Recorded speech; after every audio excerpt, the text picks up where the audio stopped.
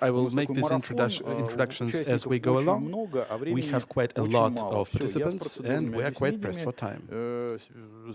So I believe I'm through with the introductory session, and I'm going to give the floor to Dmitry Yuryevich Bogdanov, the Minister of Economic Development and Investments in the Samara region, and about attracting investments. My question is as follows. A foreign investor here in the Russian regions, what would be their general patterns for work?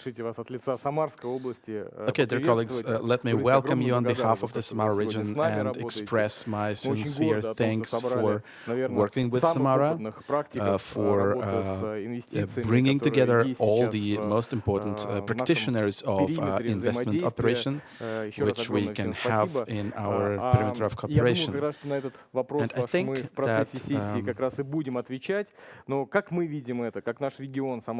think that our Samara region is seeing this work in the following way. Это для нас, наверное, главная экономическая задача. Это ту задачу, которую поставил Дмитрий Ильич Азаров, губернатор Самарской области, когда формировал программу развития области, которая заключается в лидерстве, программа лидерства. The leadership program is the major thing in the development of the Samara region, and we've managed to improve it. We improved all the ratings of the Samara region which exist, which make us fulfill our obligations before other agencies and so on. Here we have some important results, and Samara region takes the first places in the country in terms of various concessions in public-private partnership, and in we'll be expecting Andres Renner to tell about one aspect of this interaction. We will have a representative of the Zhiguli Valley telling us about the different aspects of this work, about the risks related to investment projects and so on. And I believe that all of this is extremely important in this period, when the region is able to undertake some risks of working with investors, apart from the standard actions that any region and any country of the world implements. Here we have quite a number of things to be proud of. We have all the necessary taxation regimes, including the special economic zone, including the best territories of social and economic advanced development, both in terms of the number of investors and number of jobs. Besides, we have the Center of Innovation, the Zhiguli Valley Technopark, which was referred to by Mr. Dvorkovich today as one of the leading partners, regional partners of Skolkovo Foundation. There we have over 2,000 young people engaged in engineering and IT companies which form the agenda of the future. And there we see our giant advantage and our giant opportunities. Coming back to the public-partner partnership of the region, I think that the broadest range of our capabilities is reflected in the fact that we have been recognized as one of the best regions which implements this policy. So our team and our skills enable us to say that we really know how to promote the best projects. Industrial parks, for example, with some existing companies, existing businesses, this is also one of the vectors of our development. We've been cooperating with Electroshield Samara, working on a technical industrial park. With the Seaborg Group, we created an industrial park for chemical industry. So industrial sites are organized under various sectors of industry. And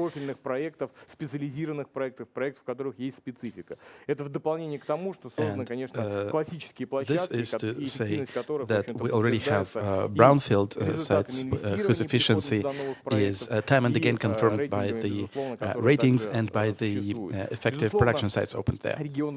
Of course, the region gives the entire range of taxation preferences, and we have enacted a number of regional taxation initiatives, a number of initiatives to lower the interest rates. And this is also one of the tools that we find most efficient in our implementation. And we have personal supervision of different projects by staff members of both the ministry and of the investment promotion agency of the Samara region, which of course supervises and supports the implementation of projects on each of these stages, from the idea to the commissioning phase. I think that this is also a kind of assistance without which it would be extremely difficult to implement projects. Our regional venture fund, the organizer of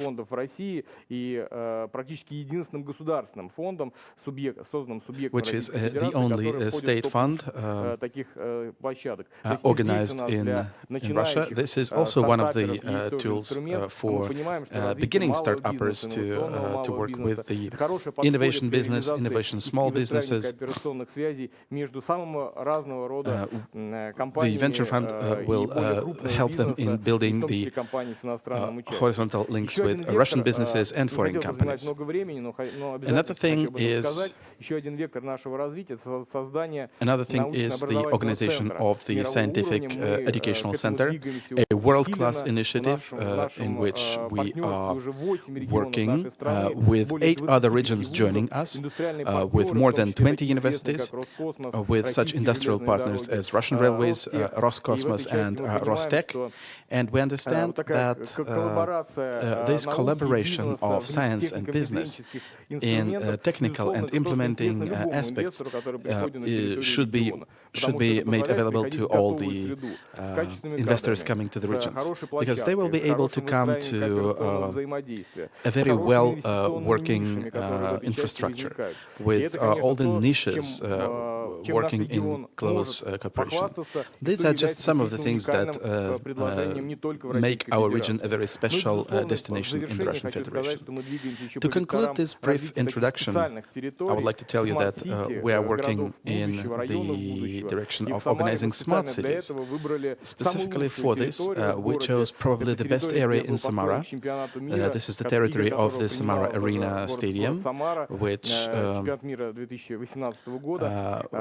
was the top destination in the FIFA 2018 World Cup.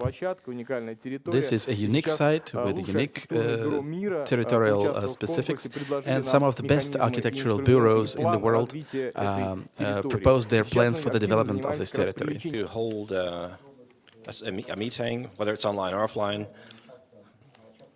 In fact, we do organize business missions every once in a while, and I believe for our potential and existing French investors, that would be great to do. So, Dmitry, taking this chance, using the opportunity, I'd like to invite you and to hold this event. A few words about France and Russia. As you know, we do have deep-rooted cooperation, both cultural and commercial. There are traditional areas where France and Russia have been traditionally active in cooperation, like you mentioned, automotive, nuclear, power industry, and France's 70% of France's energy accounts for nuclear power. So there's a room for cooperation in that field. Aerospace, Sukhoi Superjet, and the MS-21, another jet that uses a lot of components and parts from international OEMs. Of course, agriculture. So all these are traditional industries that we've been working with for years. And so this is more than pressing, more than topical. I would like to also say that there are certain niches, and these niches have to do with technological cooperation between Russia and France. Automation of industry, automation of robotics, whatever has to deal with artificial intelligence, AI, energy efficiency, including smart cities, waste management, waste processing, and many more things. So we're seeing that these niches have potential. Speaking of our objectives, something that may be doubtful, the energy export of energy is maybe one of the areas, but the technological cooperation may rank first. Second, I believe, is investment cooperation, i.e., promotion of French investors into Russian regions, and Samar region is rightfully one of the flagships when it comes to such developments. On the same par as Moscow and the region. I have a prompt here. Danone has been active, Renault, Valeo, Schneider Electric. 22 was the number that I've heard, but times change. I mean, it changes fast. So I believe my number's bigger than that. So when it comes to the turnover, we may be lacking behind, maybe quite behind our German colleagues, Italian colleagues when we talk about commercial turnover, trade turnover. When it comes to investment, France is undoubtedly one of the leaders. And despite all the talk about the investment climate in Russia, no French company has left the Russian market yet. And let me remind you, over 500, all the way from Michelin to Renault plants in Russia. So all the French brands that we know are still present on the Russian market, and they've been there on this market for quite some time. So in a nutshell, so our trade representative office, we have been hosting presentations from the Russian regions. One of the recent ones was delegation from Samar region as part of the cooperation. So we have close ties with Samar region, and maybe it's time to discuss certain the Twin City program, because the next year is the year of interregional cooperation between Russia and France. So my colleagues in Samar region, I would suggest that we think about some Twin City programs during 2021. So there are many events. Many of them are online conferences, in the format of online conferences, and in the fall, in the summer period, we do those conferences with Bashkir, Murtia, Moscow, and the region. On November 5, we were holding yet another online conference.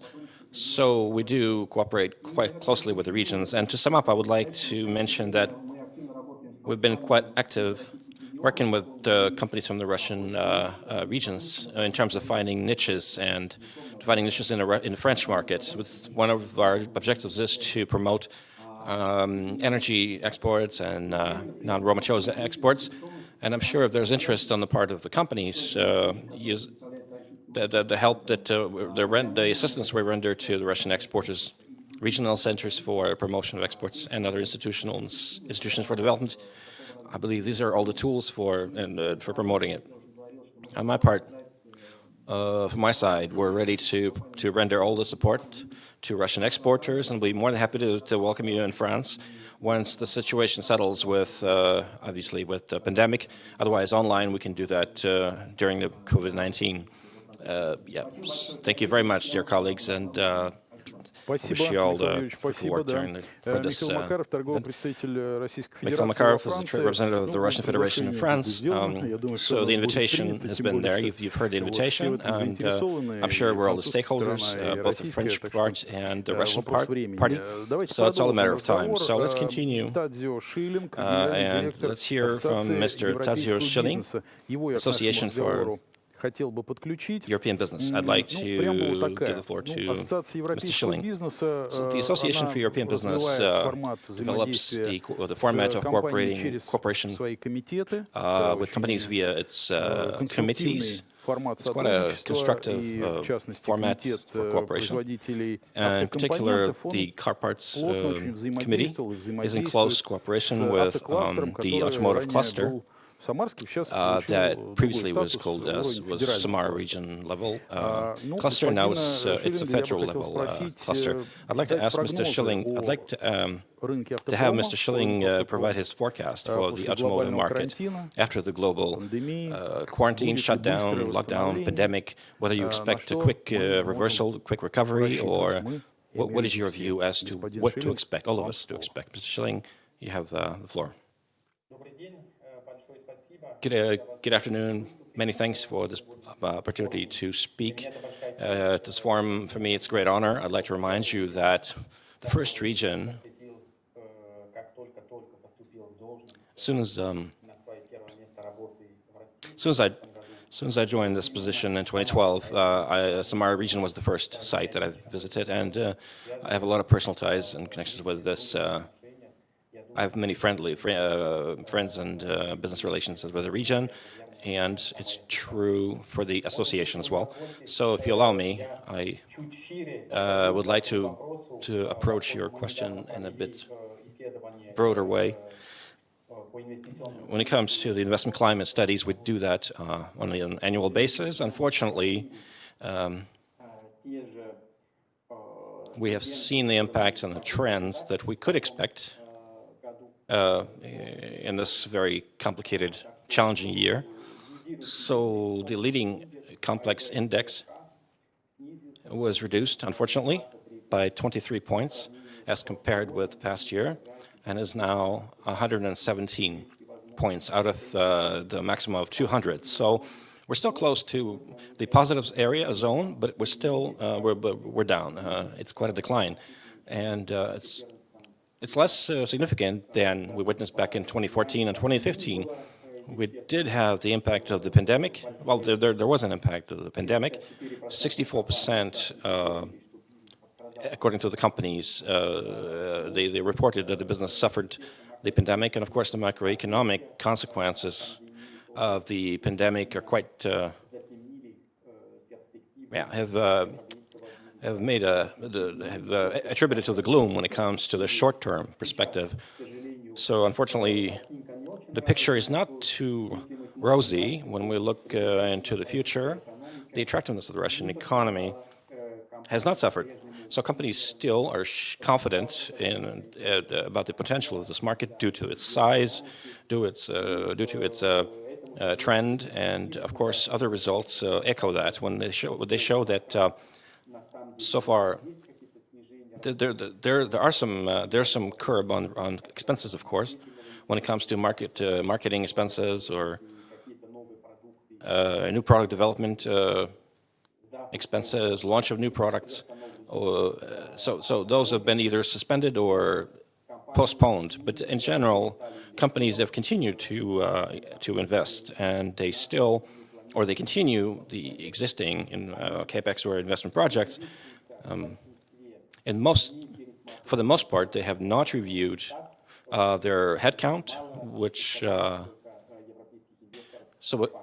when it comes to the European investors, so very few European investors have made any headcount reduction decisions. So what you mentioned about the automotive is absolutely true, and it's quite a topical thing. As you know, automotive, based on the statistics, in the spring, we saw a reduction. We saw the effect, as in many other industries. Of course, sales have fallen, so they closed certain service centers. But because of that, but then we also witnessed quite a fast recovery, and the recovery, in fact, was even faster, or more, faster than most automotive producers, OEMs had expected. So closer to the fall, the autumn, we did have some difficulties in the supplies of new cars, new vehicles. because the forecasts that we heard back in spring turned out to be more pessimistic. So I believe that the year will end the year on a positive note. The market, the automotive market, has yet another impact, a blow, so to speak. So we need a joint effort, both the federal authorities and regional authorities, in various, when it comes to various clusters, including the Samara one. And of course, the association and its members need to contribute to overcoming the consequences of this pandemic and the economic crisis, and obviously to foster good relations and to build a foundation for subsequent development of this industry. As we've mentioned, as other speakers mentioned, previous speakers mentioned, Samara region is indeed one of the leaders when it comes to international investment promotion. According to us, 56 foreign investors are present. Many of these companies are actually members of the Association of European Business, including Schneider Electric, Bosch, Henkel Klaus, Avtovaz, Nestle, Danone, Renault, Faurecia, and other companies. And we hope that not just the automotive, but other industries will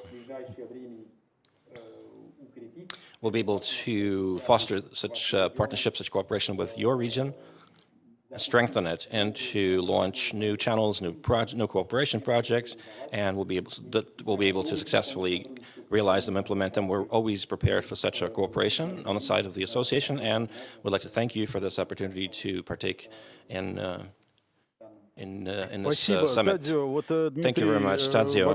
Dmitry Bogdanov, the Ministry of Economics and Investment of the Samara region, requests that you provide him with some life hacks. Maybe you could recommend as to what the regional authorities could do to actually relaunch, to recover demand, and to revive automotive industry. Maybe there's some best practices or some experience from the European Union players. Maybe you could address the question briefly. Those are the measures that EU countries, EU members have taken when it comes to employment support or demand support. We know about those measures, and generally speaking, they have been applied in Russia. So these measures, I believe, are necessary, and they must be supported, and obviously we should not restrict those, we should not curb, because the consequences of the crisis are have not quite yet been overcome or eliminated. So in certain cases, we need to adapt them technically in the sense that the criteria for purchases stimulus, for demand stimulus, can be extrapolated to other levels. Let's say to the area of car sales, vehicle sales, so as to help the car companies go back to return to the project trajectory. Mr. Schilling, thank you very much. General Director of the Association of European Business. We can, as you can see, our summit is in this mixed mode of online-offline mode, and so the online agenda, the events that are business events that are held online, that topic is quite urgent, so quite a topical one. In Germany, I believe the associations were actually one of the first ones to do that. So I'd like to give the floor to Sergei Bykov, who's Director for Regional Issues of the Trade Representative Office of the Russian Federation in Germany. I'd like to ask him, because they pioneered this online event format in Germany, and they've been actively using this format. So this format of communications, is it still in demand? Can we call it commercially successful or commercially feasible? Good afternoon, Alexei, dear colleagues. Yes, now we can hear you. I'd like to also please enable the presentation on the screen. Thank you very much for the praise, praise of our efforts. My picture is not quite optimal.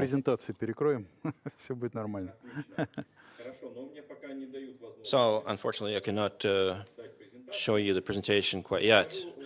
A few words about what's been done. In March, the Chamber held a conference for. We should do this once a year in March, and we held this conference in this mixed mode. We had 50 participants, which is the most number permitted, and the other chamber members were actually took part online. The 50% quorum issue was solved by delegating voting rights. So technically, the broadcast was done in Zoom, by Zoom. Let me try the presentation once again. Otherwise, I'll continue. So the elements that enable us to work online, I have seen that at the events of our partners, member partners. So that equipment is quite expensive. It costs and it requires certain adjustment effort. But they've used that equipment to train their employees, etc. So we had to. We didn't start from scratch. In the organization, we've been using Microsoft Teams, Skype for Business, and we had certain resources, but as you probably know, we tested, in the past, over the past years, we've tested that equipment, and we had the technical capability of doing online events, but we've not been doing this on this scale. But of course, in March, our business had to hold a meeting of the members of the chamber, but we had to assist our members to continue their work or to help them continue. So there's been the need to work closely with our chamber members. It's quite clear that we had the need for that. So we additionally purchased licenses for Zoom, and most of our events is now are now done using this platform. There are certain things where we're not allowed to use Zoom, but we have the Council for Agricultural and Food Industry. We use Teams instead of Zoom. So what else do we have to say? We additionally purchased not just the software, but we needed to additionally buy some hardware. We have 3 professional video cameras, some lighting fixtures, etc. So this, where we can meet the demand, we can do that. Otherwise, we outsource professional vendors, professional service providers. So what else has been done? We have extended the platform, but the proposal, in fact, we had an additional Telegram channel added. Prior to that, we had Facebook and we had LinkedIn, but we extended that with the help of a Telegram channel. So the Chamber has conducted over 350 events prior to the crisis. We've been doing up to 300 events per year. So year to date, in 2020, we held 350. So these included meetings and committees and all sorts of large-scale events. At the end of May, we held a large-scale event. We had a meeting of members of the Chamber. In June, we held an industry-specific chamber conference where we engaged major speakers, including Mr. Reshetnikov, Mr. Mantrov. So we tried to mitigate the negative factors relating with the pandemic. Speaking of the formats, we still do the online format, but effective June, we started to do mixed format events. So we have either the speakers or interested participants in the online or in the offline. So, for example, in St. Petersburg, I'm going to send to the organizers the presentation with some typical pictures of an offline event that was organized by our partners. It was the Oktoberfest, and we had a meeting in the Southern Federal District, which was also done in offline. So we are using the mixed format, and we believe that this will be the format of choice for us for future events. So in the future events, we will be able to use the online trips to regions. Our pioneering effort here was done in June and July. This format was very important. after our last actual offline trip to Khanty-Mansi district. So what is an online site visit? Even though it sounds ridiculous, the feedback from our participants tells quite a lot of positive things, quite a lot of positive feedback. We had a lot of managers, technical specialists from various industries, and the participants asked for a day Сергей, of а чем вы contact work привлекаете партнеров? За счет after чего? these online site visits. Что для них интересно But how do you при attract работе с вами? partners? What are they interested in working with you? Well, when I said about promoting partners, I said about technical partners. They are interested in earning money with us. As far as partners of the chamber, we are using not only existing platforms. In the summer, we understood that there was a necessity of making a platform of our own, and we started the VTB platform. And it was so good that our commercial department offers it as a service to our partners. We have some partners for our large-scale events. We keep our former sponsors, and we have engaged some new sponsors. We have some very interesting speakers working under various topics. If we have B2B communication, we have session halls and negotiation rooms. So for our partners, first and foremost, we are proposing some very interesting content and some very interesting target groups.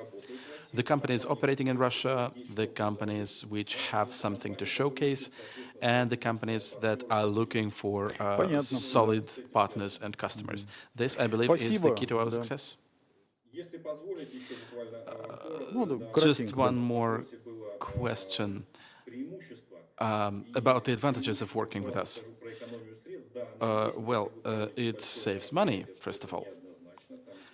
But when you are organizing a large-scale event, this is probably not the case. The availability of speakers is a great thing. You can now engage speakers who are quite remote, or their agenda will not allow them to arrange for a travel. In an online context, they are easier available. Next point is the availability of state agencies. Organizing a meeting from colleagues from federal ministries now becomes easier, and it saves funds on business trips and on contingencies, like when the event had to be cancelled at the last call, and people would literally waste money and time. Next point is a bigger outreach.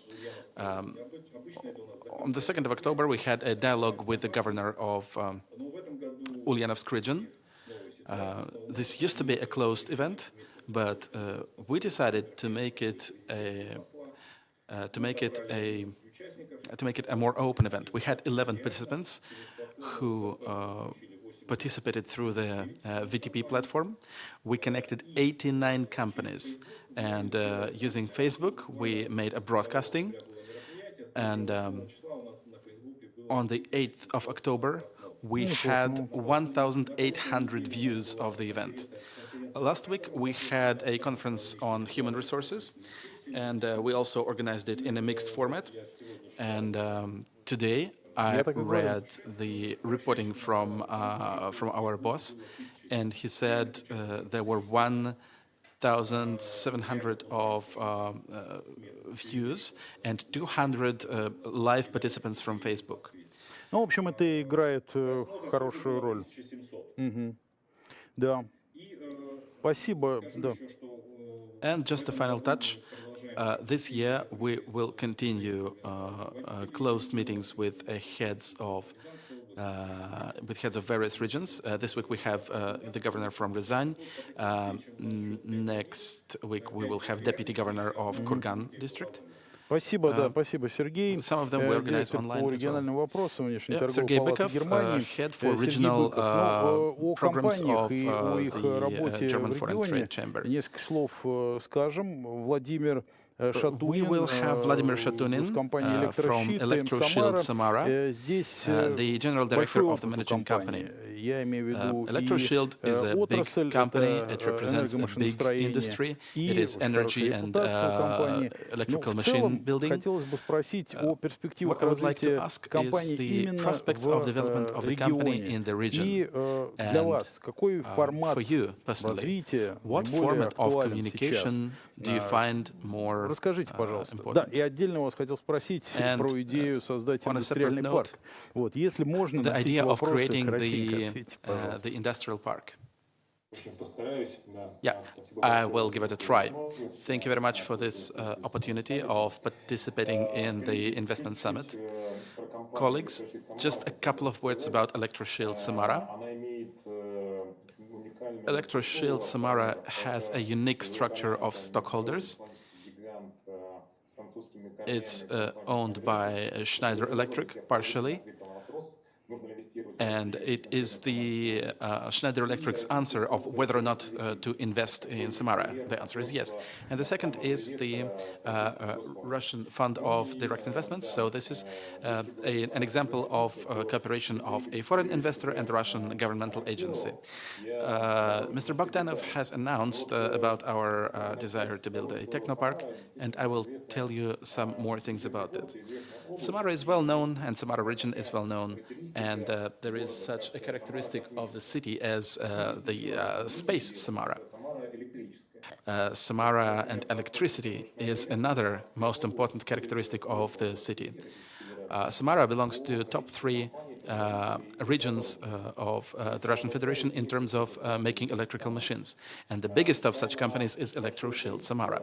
Despite the large number of electrical and technical companies, the level of cooperation between them is rather low.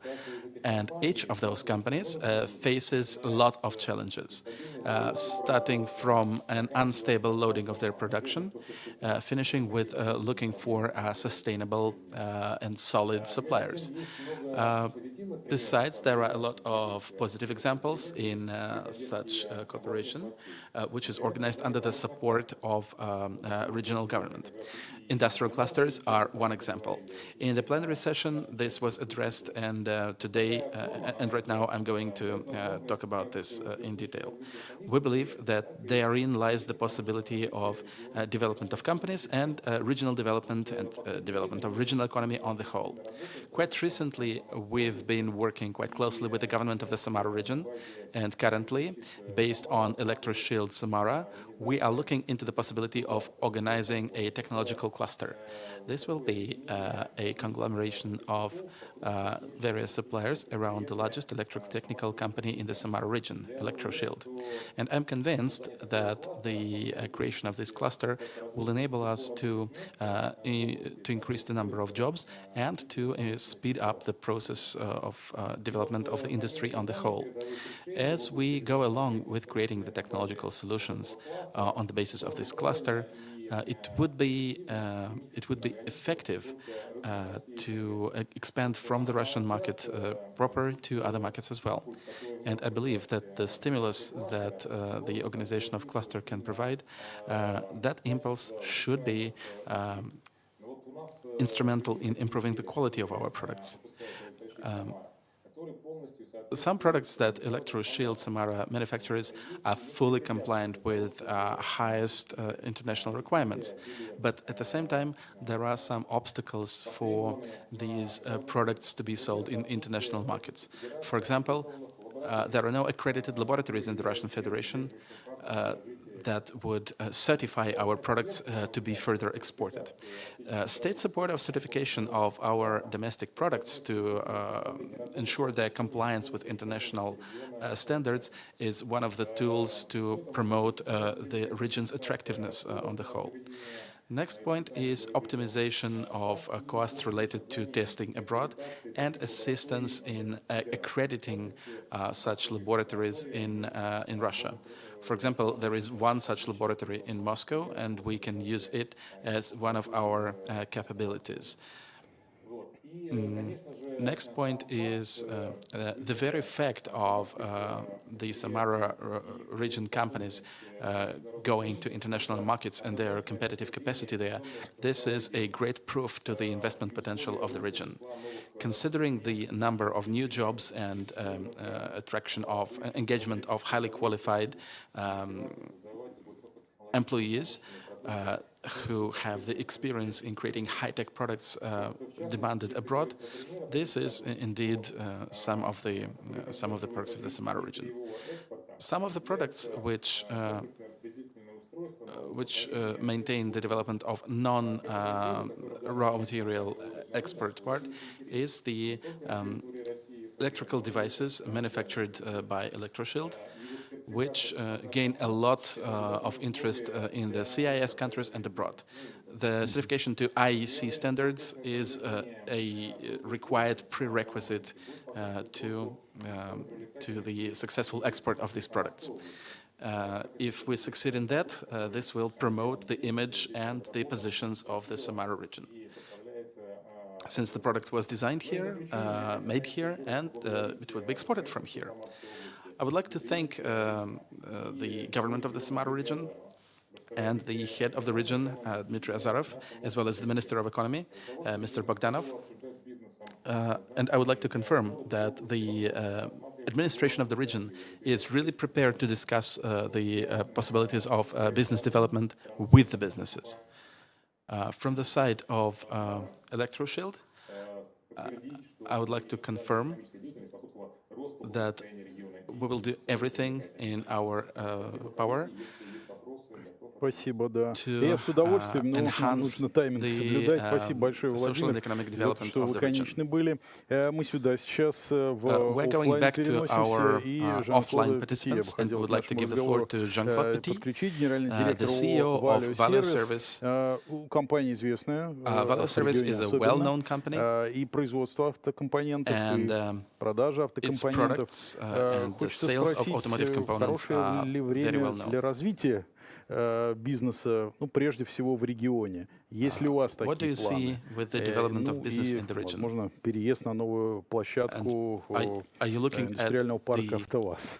possibility of moving to a different site, the industrial park Хочу of сказать, что AvtoVAZ? да, компания Valio достаточно давно Oh yes, I would like to say that присутствует в России. VALIO has been present in И Russia for quite a в time. течение этих 10 лет, как And, мы тут находимся в for России, these- мы подкрепили свое присутствие Within these 10 в years, Самарском регионе, we в городе managed to Тольятти. enhance И our мы уже footprint in the Samara region, specifically in большого Tolyatti, понимания, как инвестировать and в Самарском регионе. we know how to Несмотря invest на in the это, Samara мы region. все видим, что автопром это With that, we see that the automotive такое, industry is отрасль, которая имеет много вызовов. a sector that Очень faces регулярно a lot of challenges. Появляются кризисы, It has faced crisis over time, more than once. It was a financial crisis, it was a crisis of sales. Now it's the pandemic crisis, which is felt not only by the automotive sector, but by everybody else. And then there are things that we've discussed. The market is changing. The expectations from an automobile in Russia are changing. There appear new cars, there appear new expectations in quality, and there are other mobility solutions. So, beyond doubt, we are leading in Russia in terms of a number of components. Thermal systems, electrical systems, transmission systems, and so on. So what we need to do now is to adapt our strategy and to invest and to keep on investing to make sure we become present in other segments that the automotive industry provides. We know that the government of the Russian Federation sets out very clear directions and trends of development. We understand that our new challenges will require new technologies, including those in the areas of electronics, in new mobility, and we will have to make sure that our presence in Tolyatti takes this into account. In order to take this into account, we will need to develop both the competences and our areas.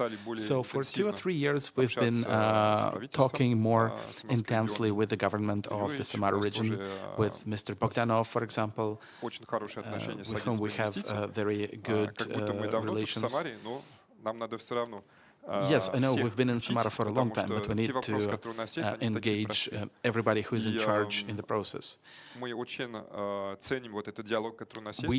value our dialogue highly because with our sole effort, it would be extremely difficult for us to understand what to do. We are experts in designing and manufacturing the components, but how to find competences, how to use the infrastructure, how to get integrated in the social and economic community.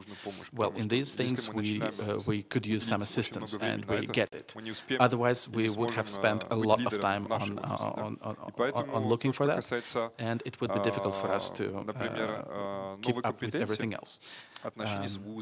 We have new competences such as interacting with higher educational institutions, in working with technological partnerships. And yes, I would like to reiterate that the support given by industrial and governmental sectors, this is extremely important for us. The fact that we cooperate with the investment committees and investment opportunities, we have managed to find new investment sites.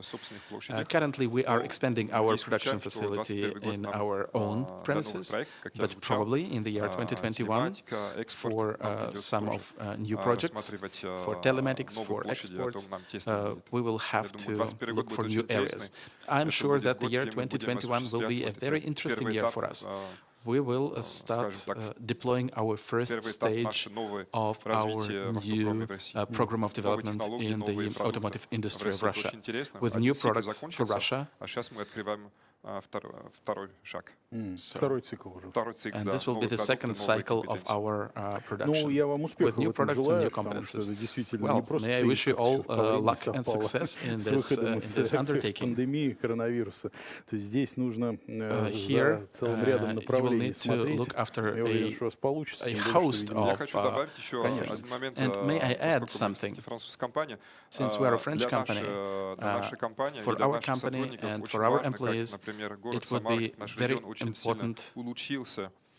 It is very important to notice that Samara has improved greatly from the viewpoint of its visual appearance, from the viewpoint of its convenience.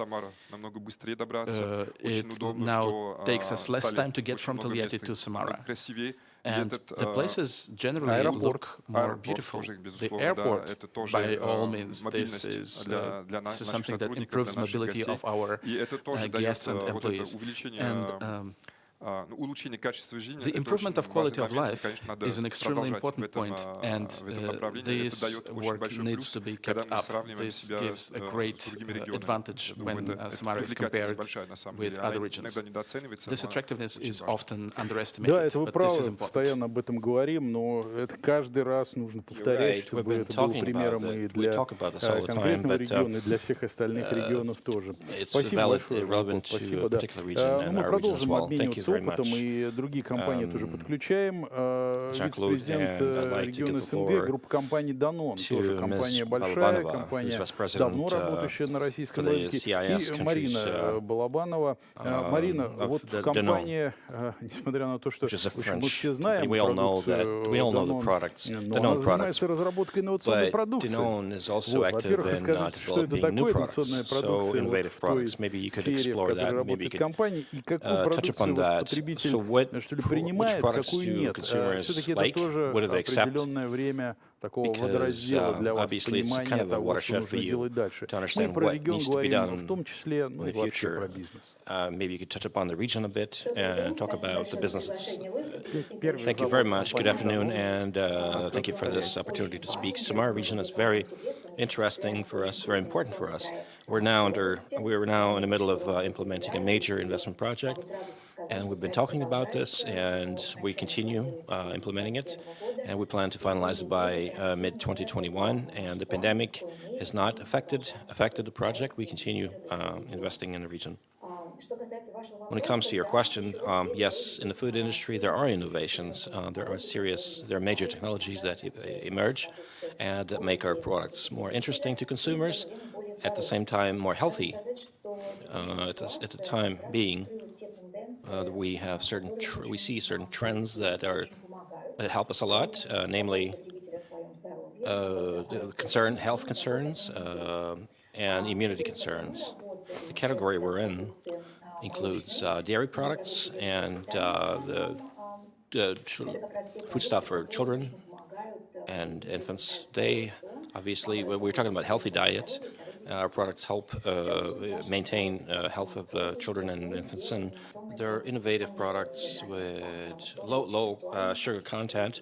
It's quite topical because consumers are concerned about their diet, their health, and we're ready to offer them combined products. When we have traditional curds that's produced in the packaging with two sections, whereas there's a fruit filling on one section and the curds in the other section, and consumers make their choices and make their decision as to how to mix them.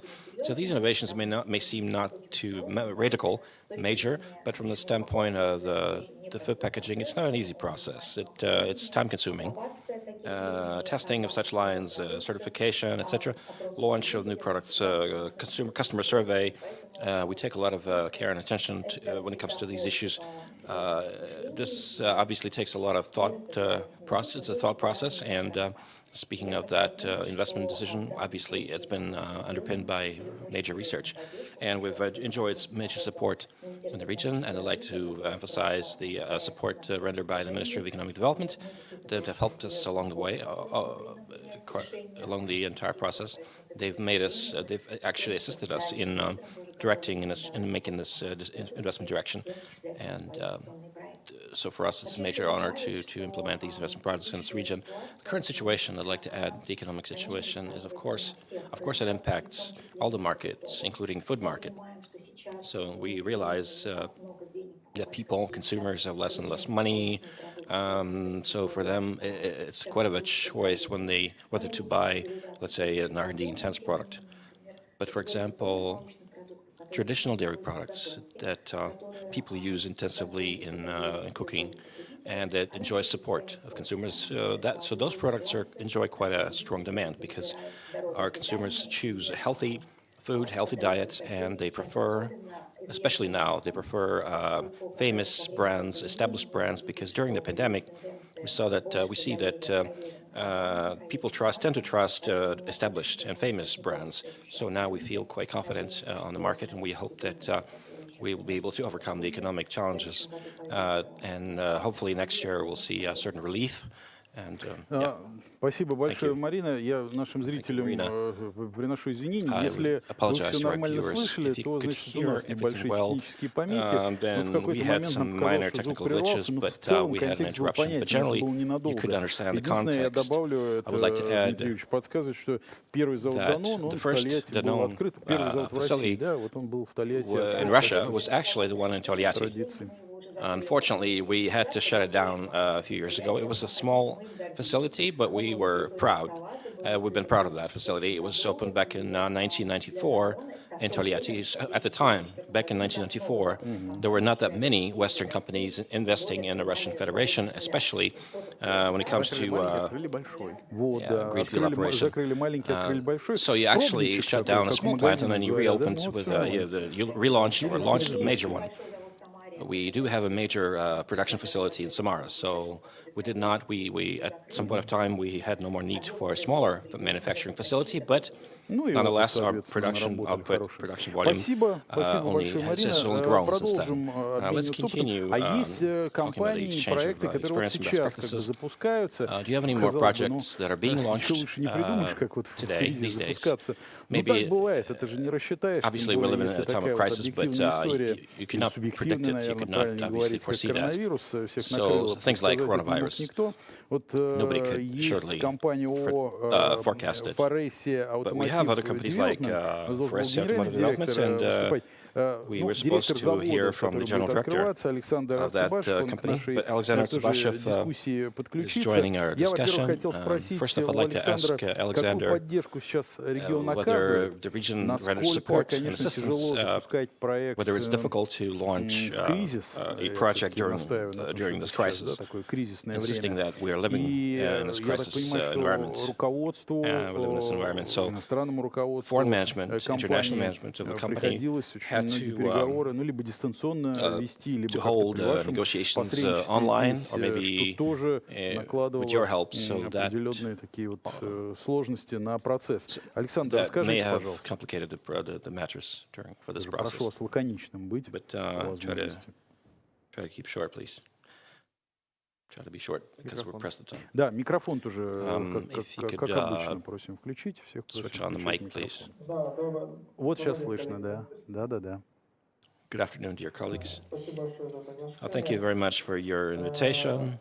From the standpoint of launching a new project in this challenging situation, it was indeed a challenge, considering that at the beginning of the project, at the onset, we had some restrictive measures that, and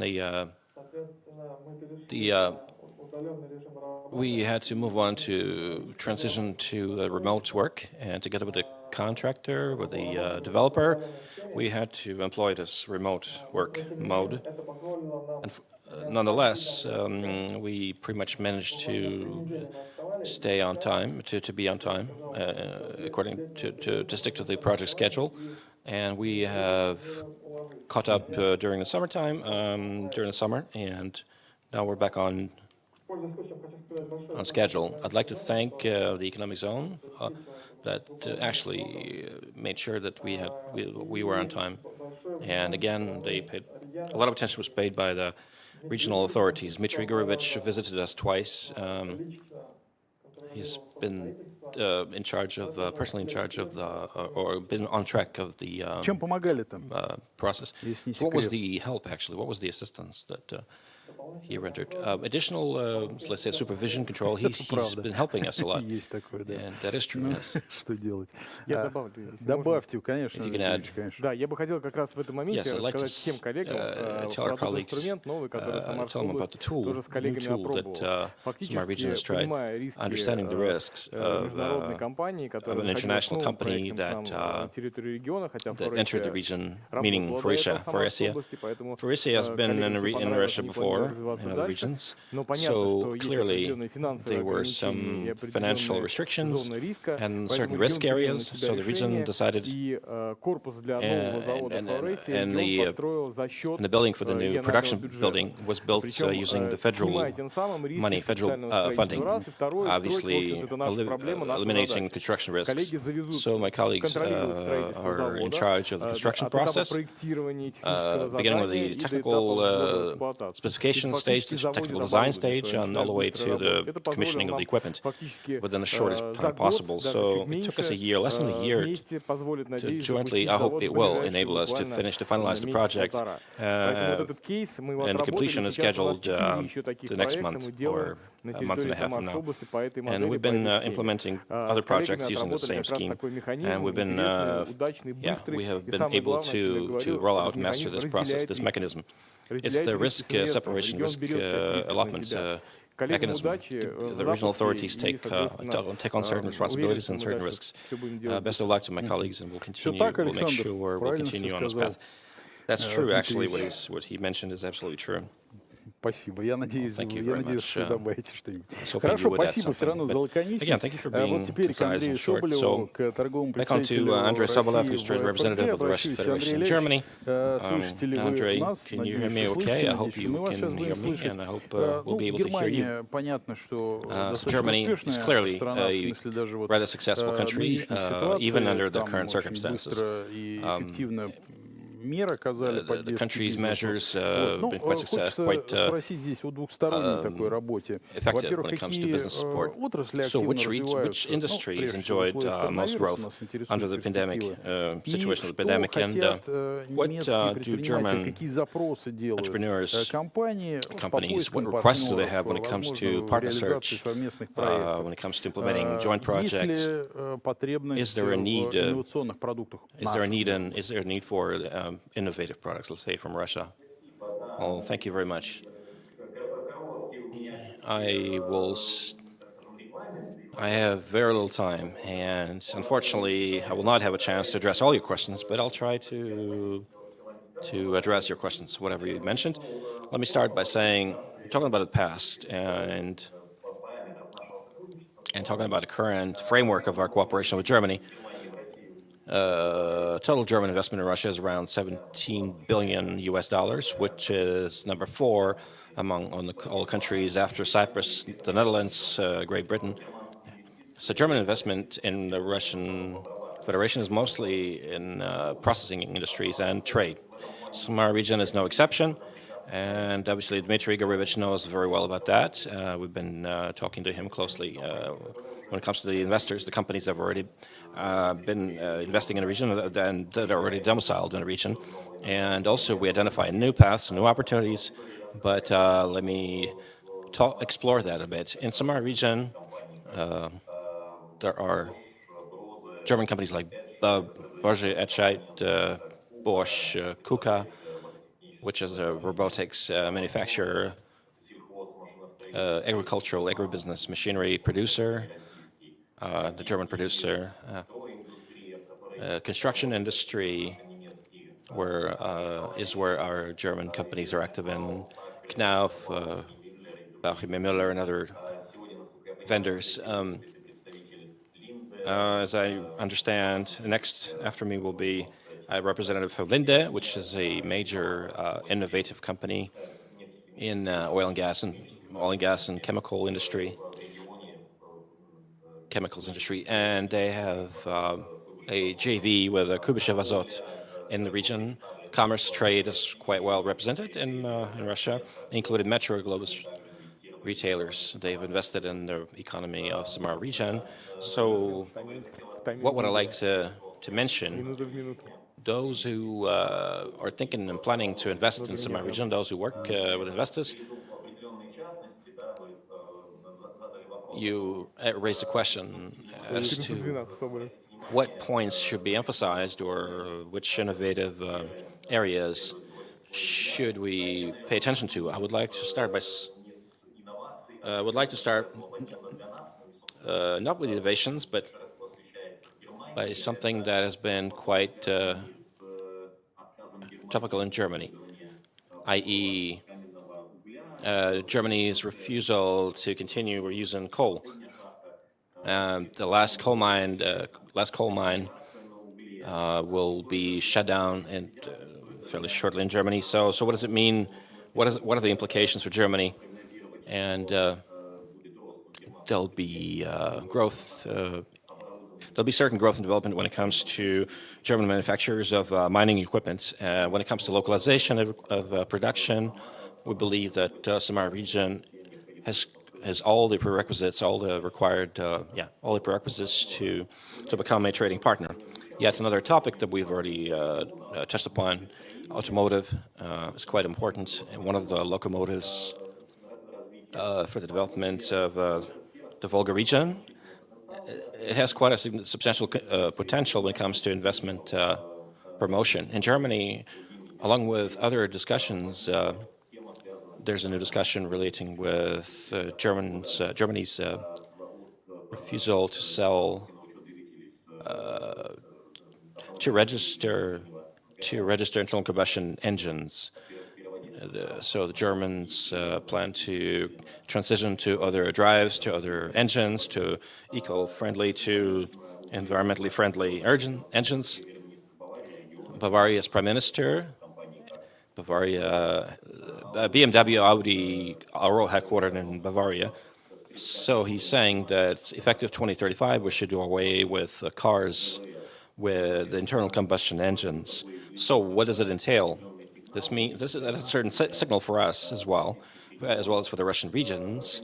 It indicates that automatically means that for German OEMs, parts producers, conventional car parts producers, what it means for them is this means increased opportunity or new opportunity to export and to localize their production. That seems to be a logical step forward. So I believe together with some of our region colleagues will be able to work in this direction. Yeah, another aspect is conversion or transitioning to hydrogen, to electric cars. So that means upgrade of the existing production and launch of new production. So these two aspects in automotive will be determining factors for cooperating with the Samar region. Yet another topic that we should not overlook is the topic of implementation of national projects, the so-called ecology, environmental national project, conversion of production to eco-friendly technologies.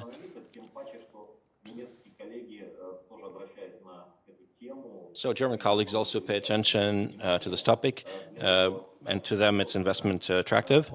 And we've devised a platform for German tech, cooperation between Germany and Russia, with the assistance of the German-Russian Commercial Chamber. Sergei Bykov already touched upon that. This is an electronic technological platform that has been devised with the help of the German government, the Ministry of Environment. They've already created a platform for communications in technology transfer, in investment promotion, maybe importation of Russian technologies. And first and foremost, the communications platform to create conditions for localization of, let's say, the most advanced technologies.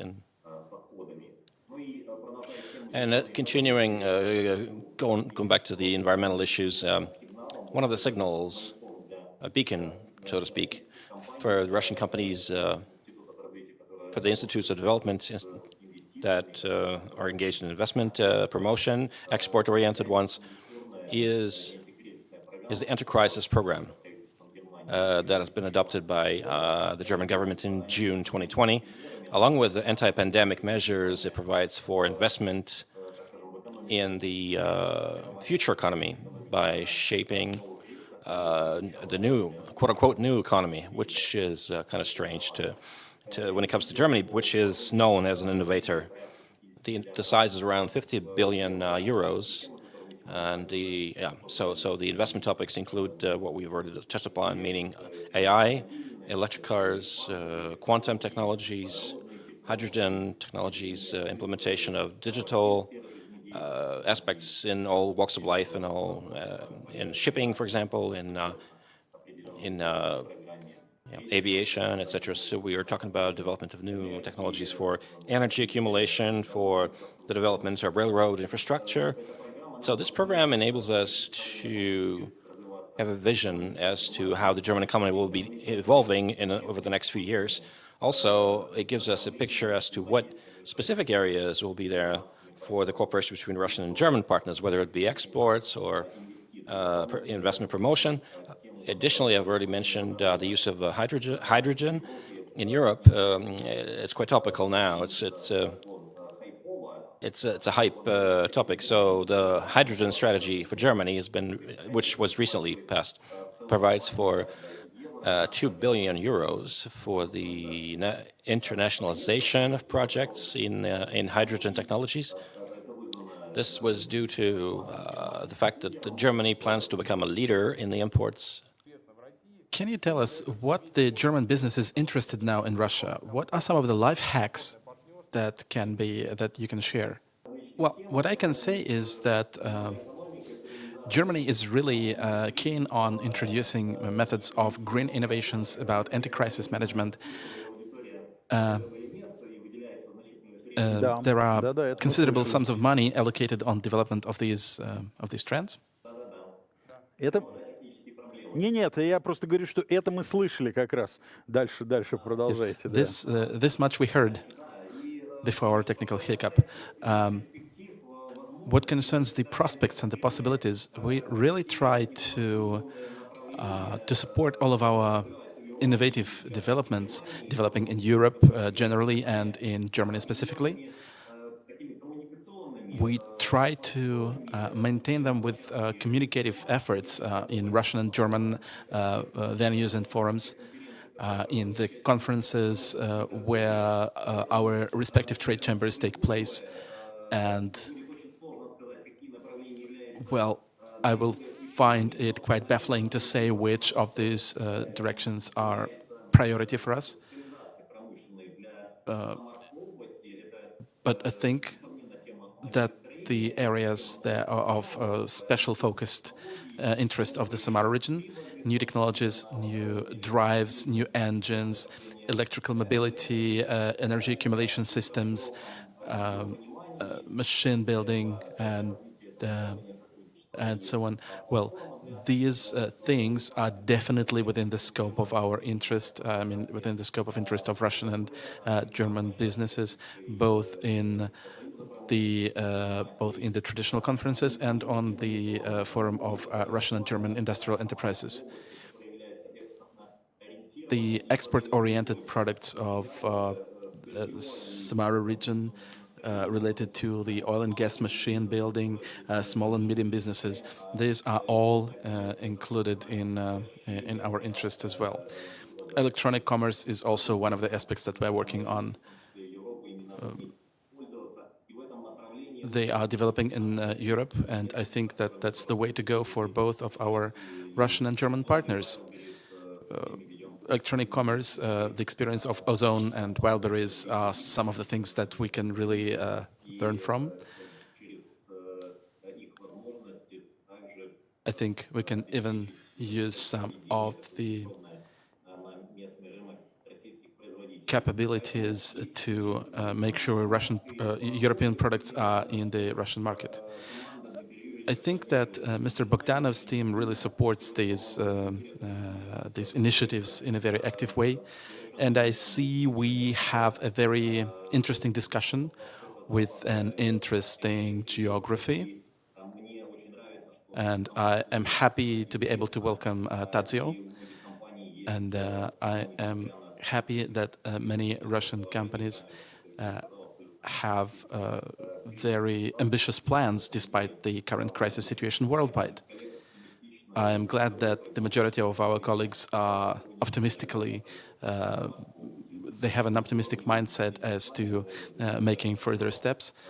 And you may be assured that in cooperation with the Samara region, we will be taking the respective steps to implement these innovations, which the governor has referred to, and the CEO of Skolkovo Foundation, Mr. Dvorkovich, mentioned.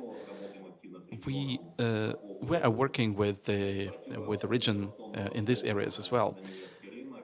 We know some exporters which are oriented on the German market,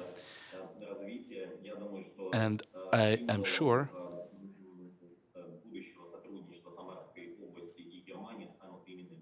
that the innovations will become the symbol of Russian and German, with the Samara region and Germany cooperation. Тоже все берегите себя, пожалуйста. Но вы уже проанонсировали, а я уже даже пытался вывести в прямую связь, пока мы не поняли, что сами не в эфире. Генерального директора Линды Engineering. Вот сейчас подключаю к нашему разговору Андреса Реннера, генерального директора Линды Engineering. О компании я уже сказал, но еще раз повторю, что есть совместное предприятие Куйбышев Азот и Линды Групп. There is a joint venture between Kuybyshev Azot and Linde Engineering.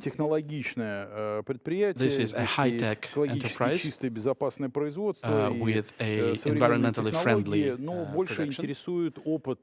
And we are really interested in the experience of Linde Engineering in the Samara region. Why has Linde chosen Samara region as the site for their headquarters?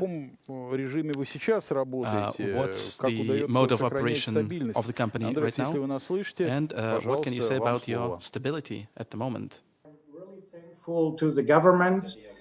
I can say that we never had the situation that we had a lockdown in the company due to the fact that we very fast got from the government the approval that we are a system-relevant company.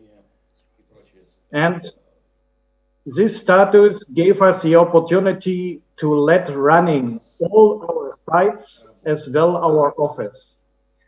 At the moment, we are back with 50% of people in the office and 50% of people in the home office, but we are as well, if Corona should be increased in next month, which we can see actually a situation in the European countries, we are as well able to work with 100% of our staff in the office, in the home office.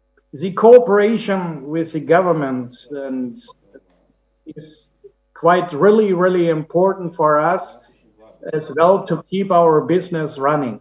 And the place of Samara, and I'm really convinced of that, is a growing place.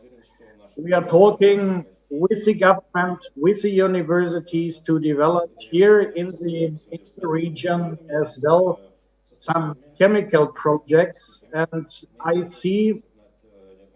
I've been looking forward that this place will be in the next 5 years much more different to now. And I can say, as I arrived 5 years ago, we had a totally different kind of view to the city as we have now. You can see much more development, and for that I'm really thankful to the investors, first of all, for sure, who decided to come to Samara, and as well, for sure, to the government, because the government actually is giving any kind of support what is needed, and this is important for development.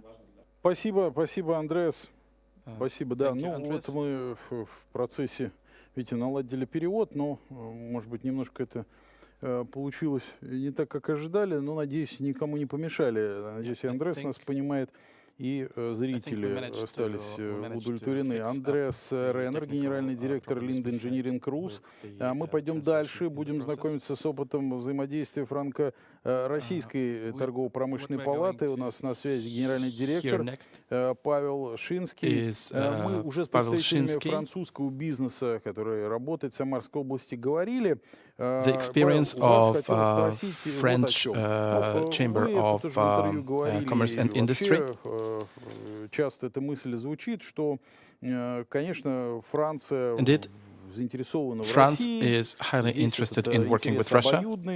This interest is bilateral, and we are extremely interested in the French business and French investments. But what are the priority lines of Franco-Russian interaction? And maybe you know the sectors of industry in which these investments can be most efficient and most interesting for both parties. What is asked by the French companies as of this moment? What support they need? Good afternoon, dear colleagues. I don't think that my presentation will be will present something brand new here. Well, I will probably reiterate what has been said by our colleagues. We're not going to contract or wind up our investment products. It was already said that not a single French company has left Russian Federation, and the coronavirus infection has not changed a thing here. Well, there are some sectors in the cooperation, and I will tell it as a reply to your first question. There are some industries which form the backbone of Franco-Russian cooperation. You know that automotive industry is one of the most prospective and one of the most powerful lines of our cooperation. And I'm not speaking only about AvtoVAZ Intel Yati, but not later than yesterday, we had an approval from Faurecia, which became the 26th resident of the Togliatti Industrial Park, and which will open their production there. So automotive industry, aerospace industry, heavy industry, and chemistry, these are some of the sectors that have been very active for decades, which have been receiving good print coverage in our relations. Today's situation has opened new possibilities for our cooperation, and it concerns not only France, but all our colleagues from Germany, Britain, Austria, and the United States. This concerns biochemistry, new and newest technologies, and pharmaceuticals. We are speaking not only about the qualitative and quantitative improvements in our work, because the localization of Sanofi will enable to improve not only the KPIs, but also to work on re-export of the products. The insulin, which was manufactured in Oriol, is now sold in the European Union, in Germany, for example. So these are qualitative changes which I think which give us all the reasons not to be pessimistic when we read the newest political developments every morning. What do investors expect? French investors in Russia? Well, I'm not saying anything new here, but I believe many people will find it quite relatable. The major difficulties of Russia for investors are the multitude of voices from various services and agencies. But I believe this is quite easy to overcome. The governor gives his personal phone number to investors, but then there are different agencies which who do not agree with their colleagues from the regions, or vice versa, regional colleagues who do not agree with the opinion of the center. For instance, in the Ural region, in one of the regions of Ural, the national-centered forces started influencing the fate of foreign investors and partners, because it seemed to them that the initiatives of these foreign partners were contradicting the traditional values of the region. We haven't had such difficulties in the Samara region. We have always had the feeling of working as a single team on the regional level. And I believe the example of Samara region needs to be cascaded to other regions of Russia. Thank you, Pavel, and may we wish you all success in what you are doing, because we know how demanding your work is in bringing together investors from both sides. We will ask the Russian and American experience. The Russian and American contacts are developing, are growing, despite the somewhat complicated political context. We will be turning to Alexis Rodzanko, the president of American Chamber. So, how are things in your association? What do your members' company think, and what support does your association give to them? What are you expecting in the future?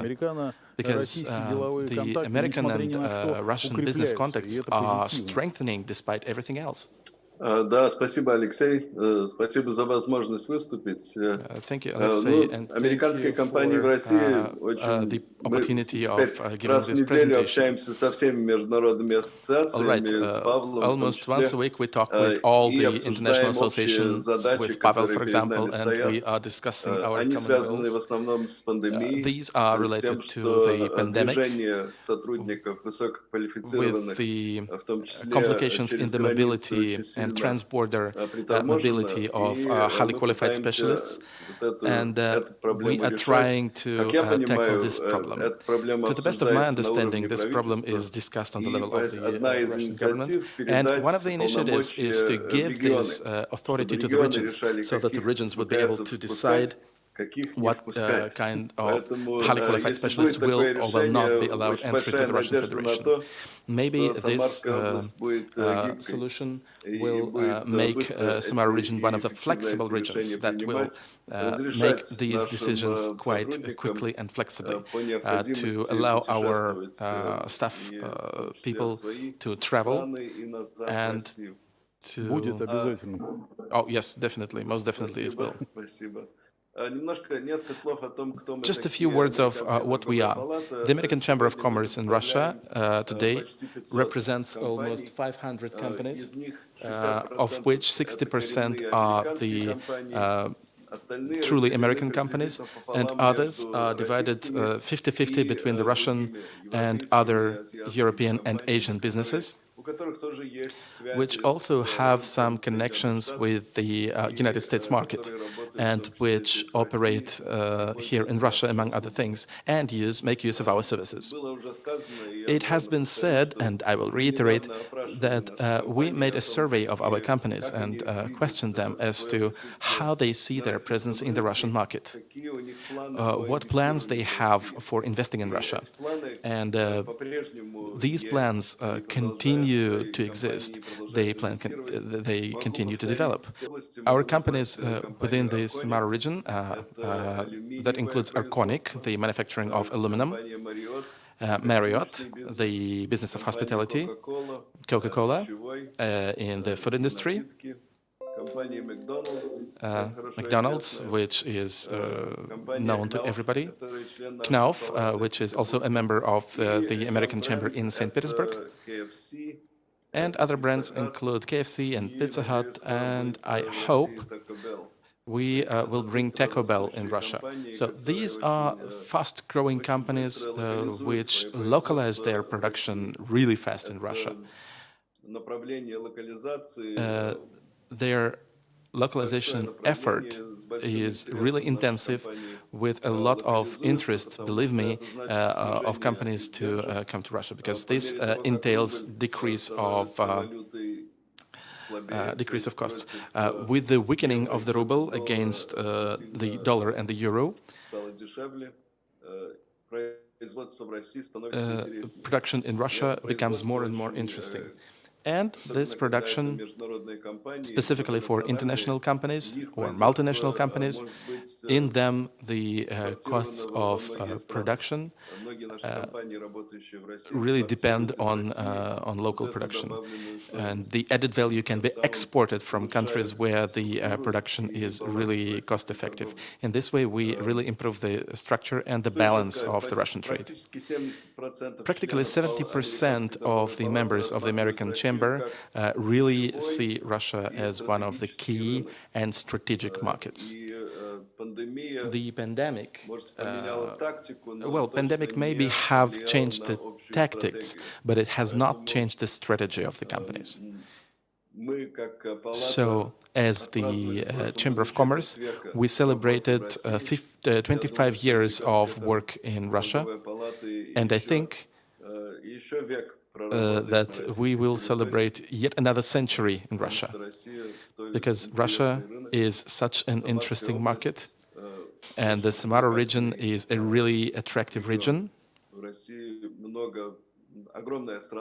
Russia is a huge country with tremendous potential, and we firmly believe that this potential has not been fully unlocked yet.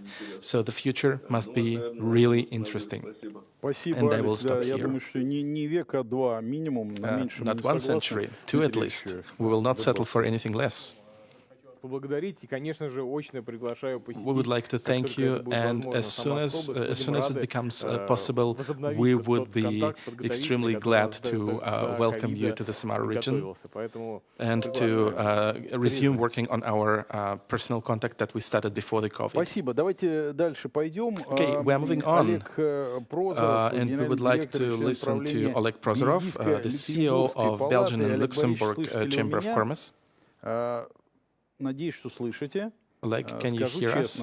Вот, про бельгийско-люксембургский бизнес в России. To be honest, I know very little about Belgian and Luxembourg business in Russia, but there are companies working here. Кроме Арселора, пожалуй, больше никто ничего не слышал. Но вот вы сейчас, я надеюсь, расскажете. Во-первых, идут ли компании из этого региона, из Бенилюкса, ну, в данном случае из Бельгии и Люксембурга, Are there companies from Benelux working in Russia? What companies do we need to pay attention to? What are their successes and what are their development plans? So this is really a traditional list of questions, but they will be more fitted to your specifics of Belgium and Luxembourg. Gentlemen, you see that everything is done, well, everything happens like, everything is fair in war, and we've been fighting hard to get this translation back. So we would like to welcome Mr. Oleg Prozorov, the CEO of Belgian and Luxembourg Chamber of Commerce. The set of questions that we have for you is practically the same. Belgian and Luxembourg companies, except Arcelor, what are other companies that are able to go to Russia? What can we offer them? And are there any specific prospects for our triangle? Belgium, Luxembourg, and Russia. Yes, I would like to take this opportunity and thank the organizers for the event. I would like to welcome all of my colleagues, and I'm glad to see them online, but I hope we will go back to working offline, and we will go on attracting the interested business in Russia and vice versa. And, well, you spoke about Arcelor, but to the best of my knowledge, Arcelor is not localized in Russia. Yeah, but this is the only Belgian company that is known in Russia.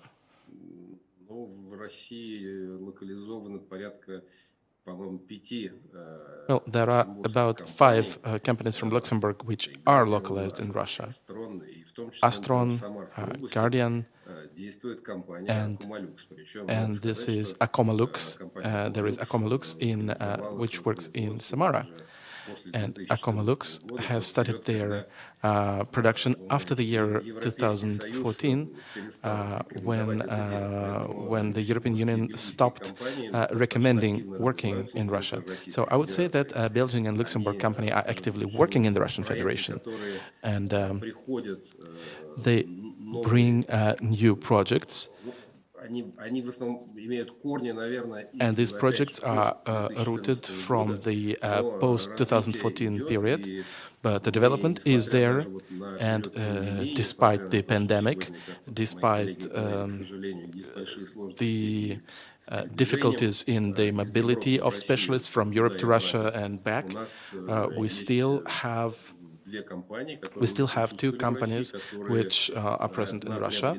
One is acquiring a new production facility, and another is completing the construction of a production plant in the Rostov region. There are some logistical projects. In St. Petersburg, for example, in December we are opening the largest European office of Allers, a Belgian logistical company. So I would say that everything is not so bad as it could have been, or as it might have been. And I would even add that according to the statistics of Belgian and Luxembourg companies, some Russian companies which belong to larger groups, they serve as drivers for the entire European market of these companies. To add a couple of things, well, we were planning a business mission to Samara, which was to have taken place in March. Unfortunately, well, we were prevented by the conditions that you all know about, but we are sure that it will still take place. There is much interest to that business mission. What concerns development of new projects, well, we see some large prospects not only in promoting foreign investments, but also in opening joint ventures in which Belgian and Luxembourg companies will be able to work with Russian counterparties, with diligent, proper Russian companies that will invest in our joint projects.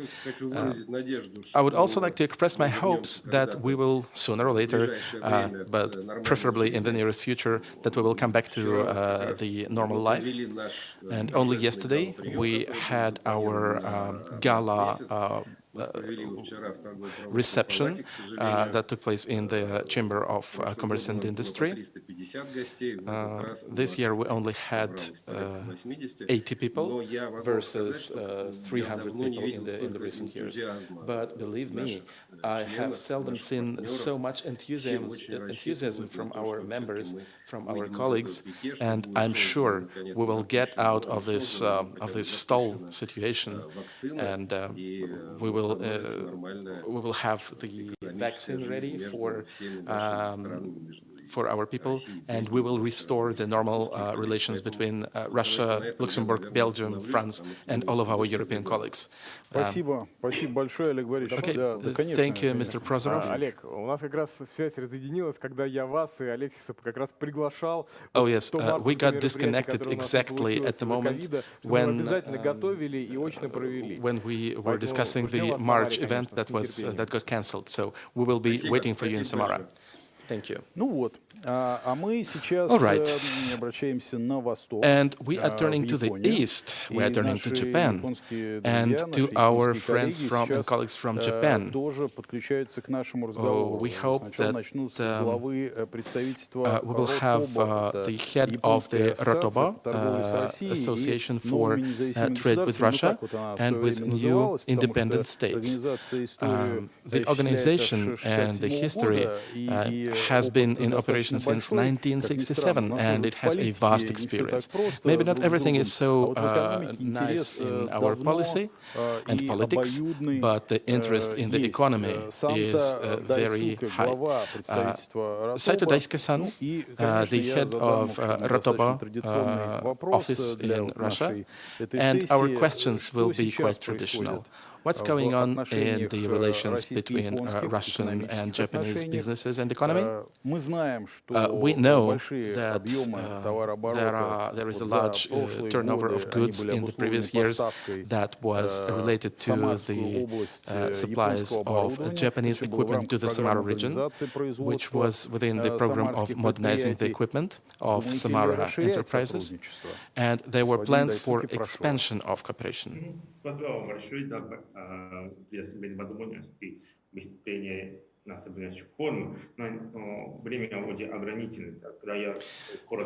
I am pressed for time, but I will enumerate briefly the moments of our cooperation, the bullet points.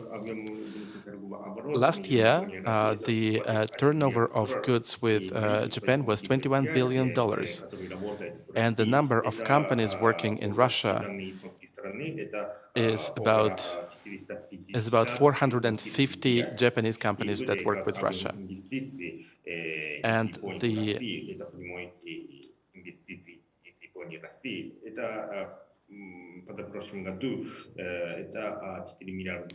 the total amount of investment from the Japanese side to Russia was in excess of $4 billion.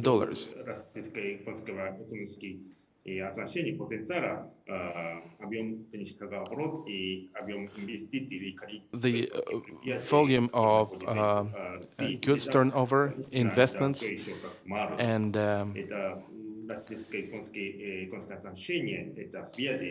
the level of relations can be described as quite promising. At the moment, the number of Japanese companies, as I said, is approximately 450. From them,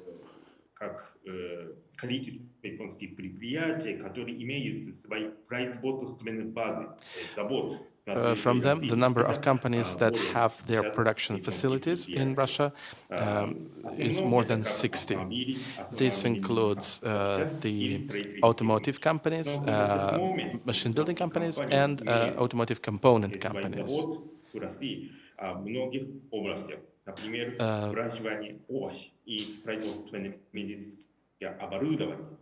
Production of medical equipment, provision of medical services are among the multitude of areas of business which are available in Russia. We are increasing the amounts of procurement of components and raw materials in Russia, and that enables us to compete successfully with other companies and to get rid of import of some components. In that way, we also improve the level of localization of our companies in Russia. Besides, we are looking for and we are finding for Russian companies capable in making parts and components which comply with the requirements and with of Japanese companies and with Japanese standards.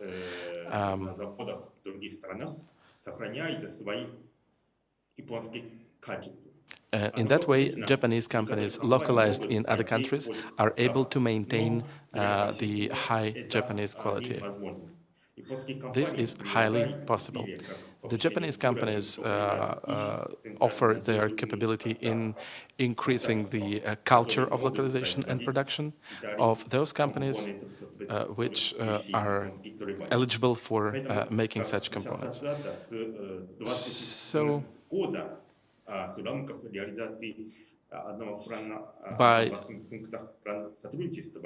the year 2020, with the spirit of implementing the major points in the cooperation plan of the Japanese and Russian industrial cooperation, we are working hard on improving the productive capacity of Russian companies and to expanding the range of industries in which we are working. We not only do that, we also send the industrial experts to Russian companies, and we consult Russian companies in the major aspects of cooperating with Japanese companies. For the past 3 years, we organized diagnostics of quite a number of Russian enterprises, 33 in fact, in the 16 regions of Russia, including the Samara region. What concerns the training of staff, we invite engineers of Russian companies to Japan,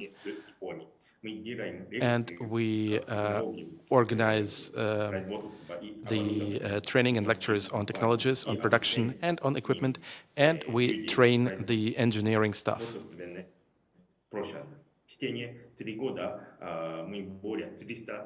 For 3 years, we have trained over 300 Russian engineers in these various aspects. As I said, we are organizing for them the study visits and training programs. But due to the pandemic this year,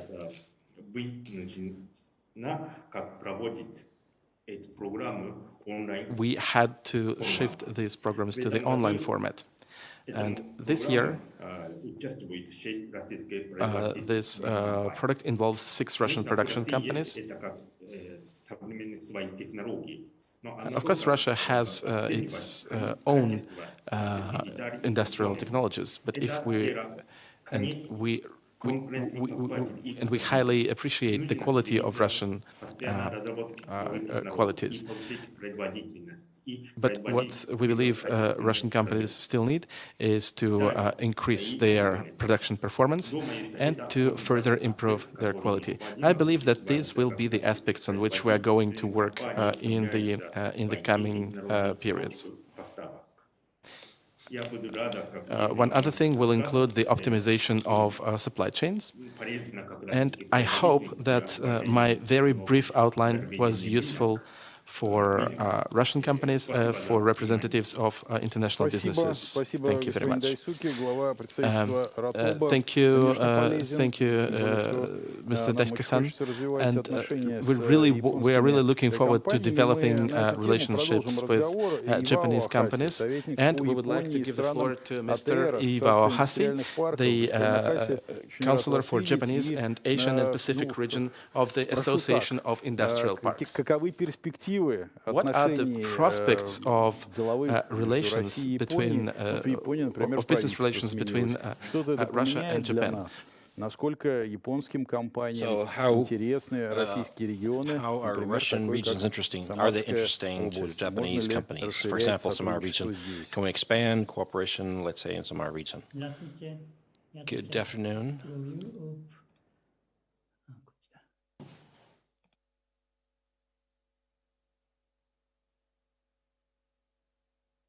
Микрофон он выключил. If you could switch, right, we can hear you now. Great. Good afternoon once again. It's my pleasure to see you, Alexei. And thank you for this invitation to this very important event, the summit that is taking place in Samara.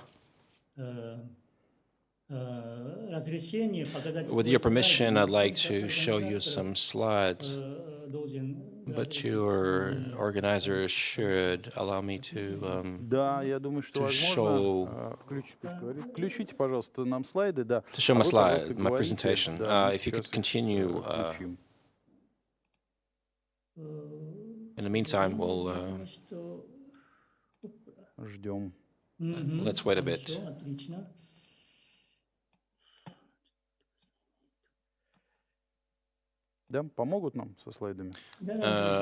Are we going to have some help with the slides?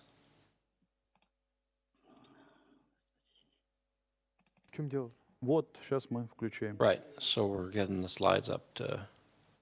We're going to get the slides.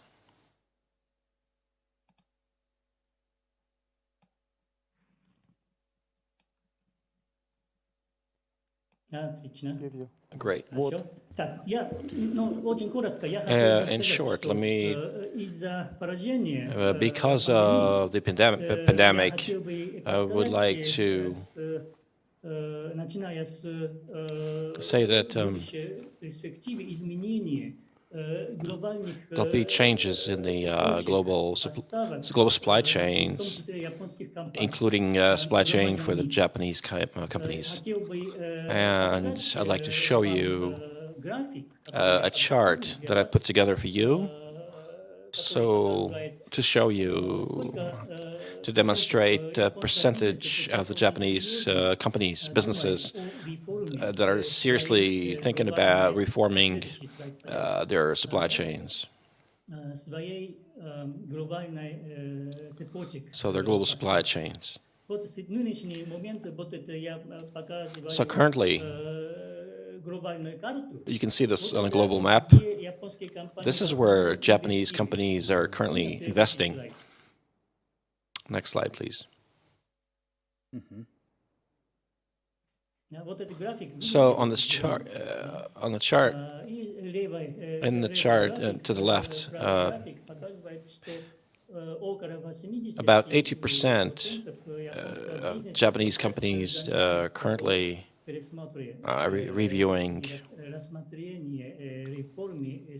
reviewing their global supply chains, which means that they're searching for new places, new venues, new sites for localization. So next slide, please. You can actually you can switch slides as well. So this is slide 3, right?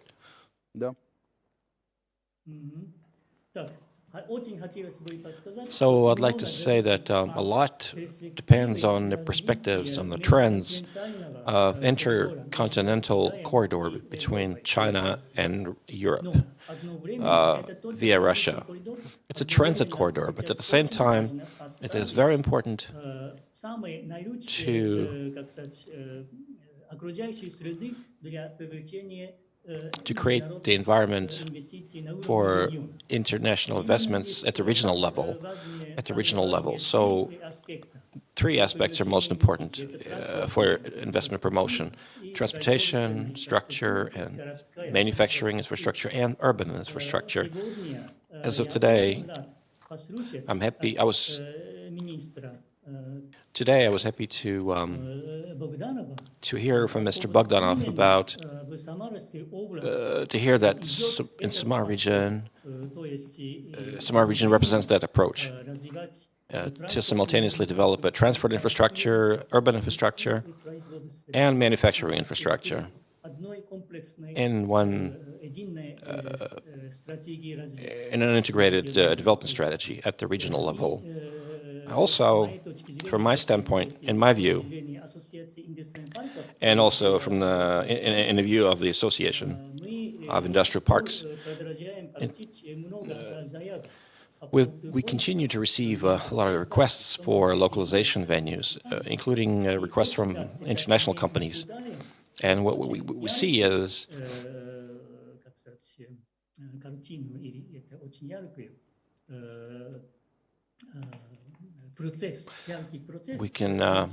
we see that industrial parks and special economic zones are enjoying rapid developments in the territory of the Samar region. So I see clearly a clear opportunity, clear perspective for strategic attraction of investments, international investment promotion in Samar region. I would love to visit Samar region once again to see with my own eyes as to how things are changing and in the aspects of these 3 areas. And I'm sure that in Samar region applies its potential for the development, and that Samar region will be successful in promoting that investment, including investment from Japan. This new special economic zone of Tolyatti is located close to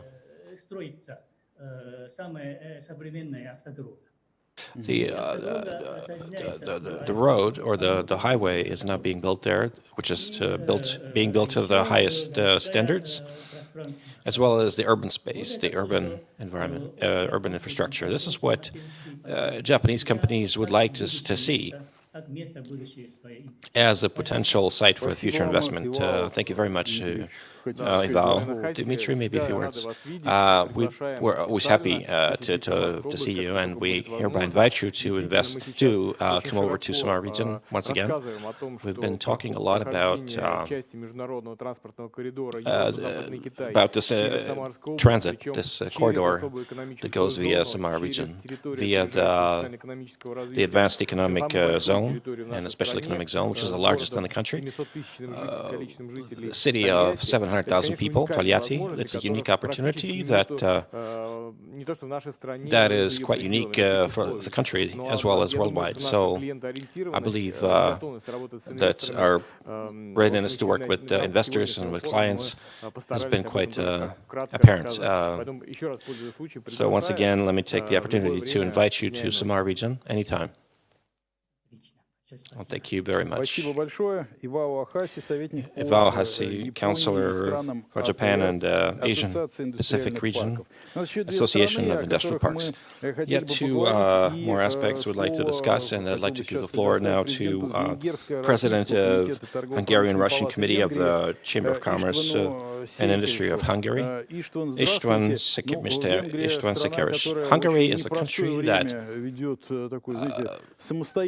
is undergoing its rather independent policy in the EU, and we're actually quite happy to see that. But we'd like to see that reflect in the relations in the Russian-Hungarian economic relations. Do we have any grounds for that, and how is that process taking shape? Meaning the development of relations between the two countries. Do we have plans to develop local companies or localization of your companies, let's say in Samara region? Good afternoon, dear colleagues, and thank you very much for this opportunity to speak at the summit. We're in the East still, not in relation to the rest of Europe, obviously. Indeed, it's not just the pandemic, but it's also the embargoes that are hampering the relation, our business. Hungarian government, as you know, stands for solving this issue, and that there are no restrictions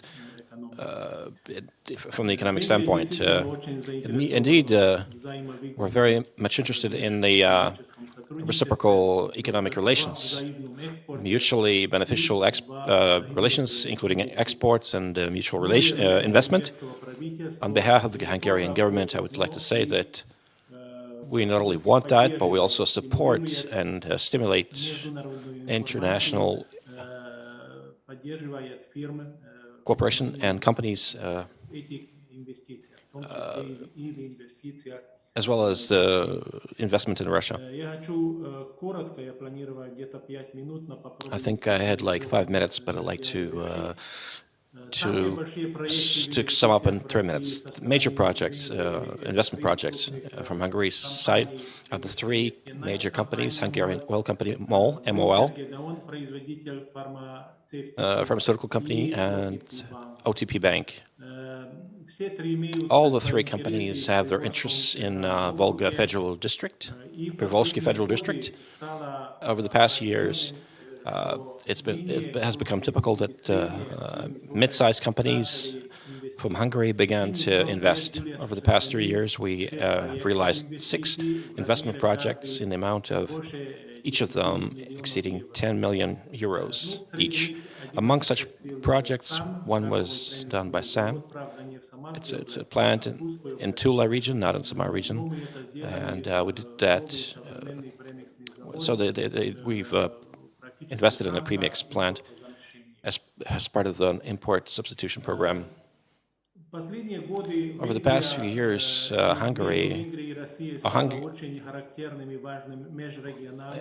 inter-regional cooperation has become quite typical in the aspect of Russian-Hungarian relations. 93 square kilometers is the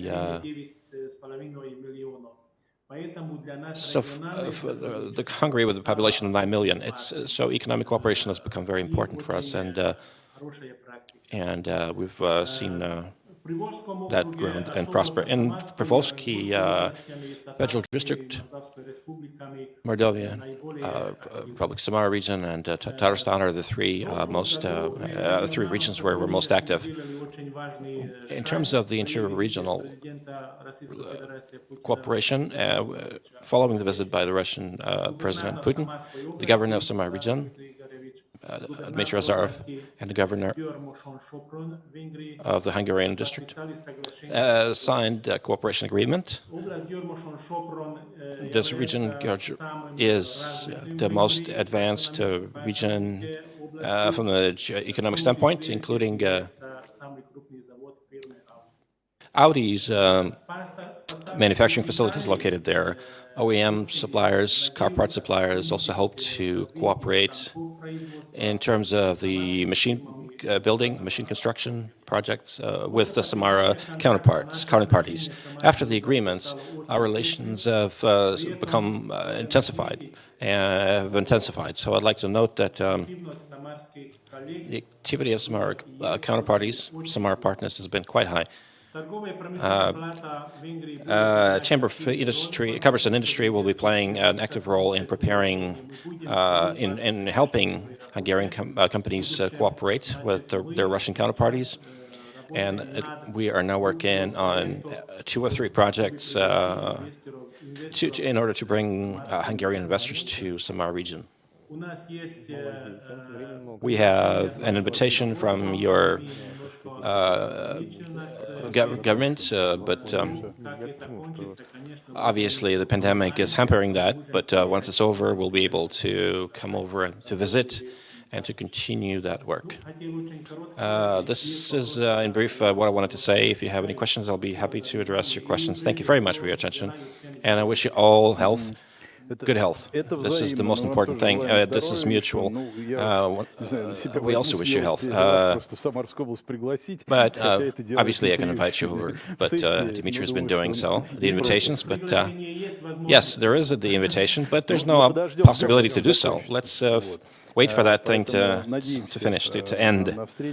And let's hope we'll one day meet you offline and continue the cooperation. Speaking of Southeast Asia, the Malaysian market, this country, Malaysia, has been a junior partner, so to speak, in the supply chains and OEM supply chains.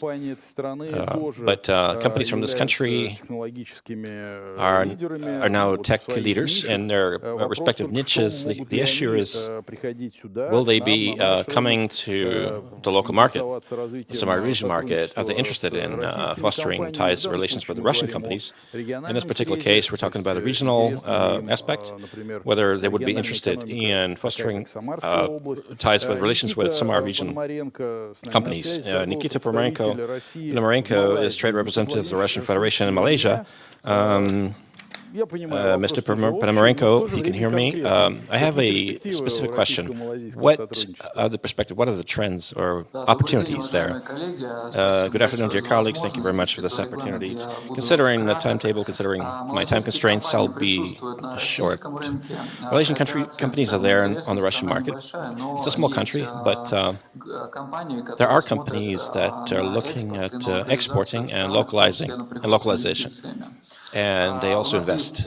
We have successful investment cases of Malaysian companies investing in Russia, processing sector, and oil and gas sector.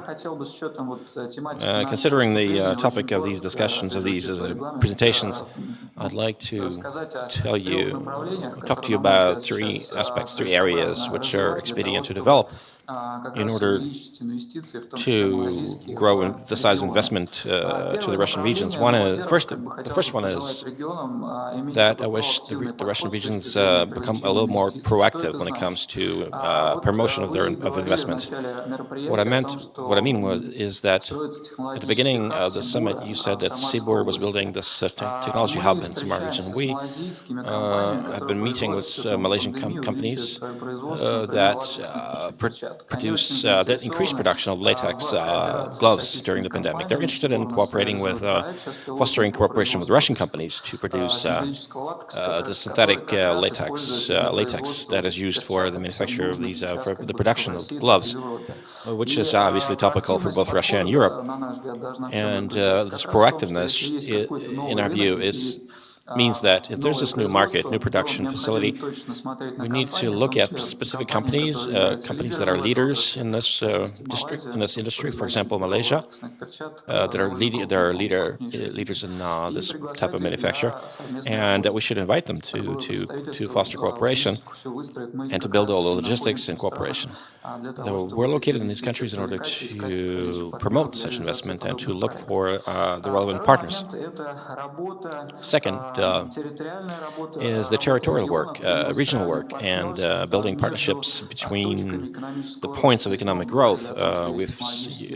You've been talking a lot about industrial parks. Malaysia is no exception. It's a dynamically growing country, and this development is built in a strategic manner. There are 5 economic corridors. The corresponding areas for development and businesses are thriving. In the northern part, you have electronics, healthcare products, medical products. Southern part is mostly about chemical production. Eastern part is oil and petrochemicals, and the western part mostly accounts for the logistics hub with foreign companies as well, international companies. So in all of these growth points, you have 200 to 2,000 companies in each of them. Second, producers of the Russian products and investors.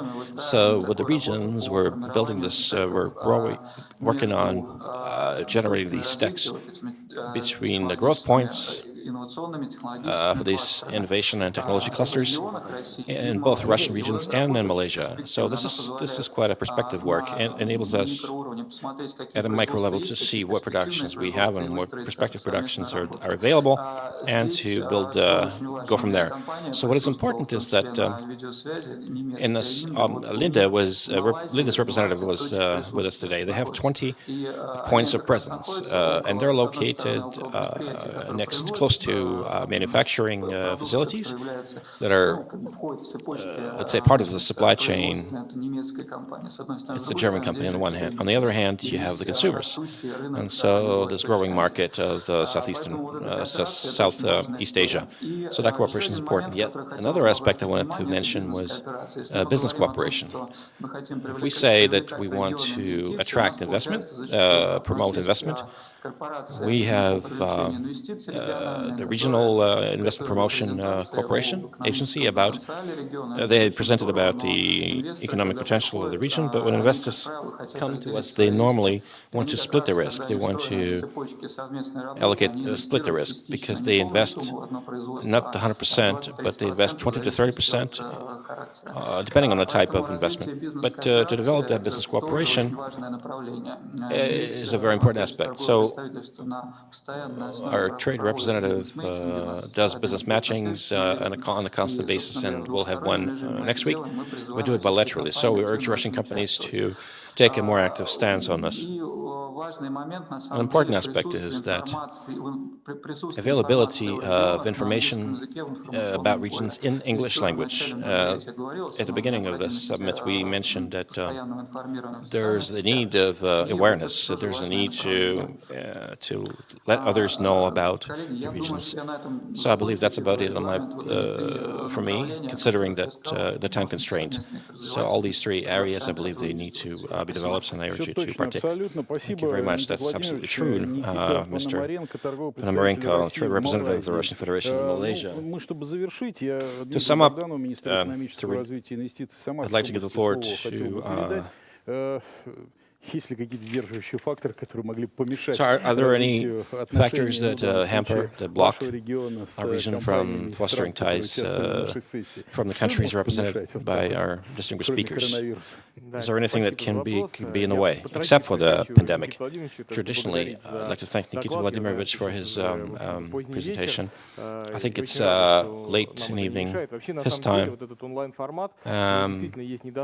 Of course, there's a downside to this particular format, online format. There's no networking opportunity, so... But today, we're here today with representatives of many countries, many companies and institutions. Of course, it'd be nice to put together a team of professionals in one place, but it's difficult. So on behalf of the government of our region, I'd like to thank you all for getting together, and obviously we have an immense opportunity for cooperation, considering all these areas that are of mutual interest, and in these growth points, in these aspects that we realize we understand, where we understand the interest, the mutual interest, as well as risks. what is important is fostering these cooperation supply chains or chains where parties split their risk as well as the rewards of these mutual projects. So this is the opportunity, because each country, each region wants to attract taxes and employees, so businesses. So it's possible to do only by way of cooperation. So this close cooperation, this focus on client-oriented development, this transparency and openness, I believe, is what's important to continue working together. So this communication is one step forward, considering the current situation. It's a way to sum up, I'd like to wish you all good health, both economic health and physical health. You know that Samara region, you should know that it's an open region. We're open to cooperating with you, and we're open to split risks with you and to offer you the best terms and conditions and the best communications available. Thank you very much. I'd like to also thank you for your attention. I'd like to wish you all great health for both online and offline participants. As you can see, we're testing these new channels of communications, and for now, this session is closed. See you soon. Thank you very much.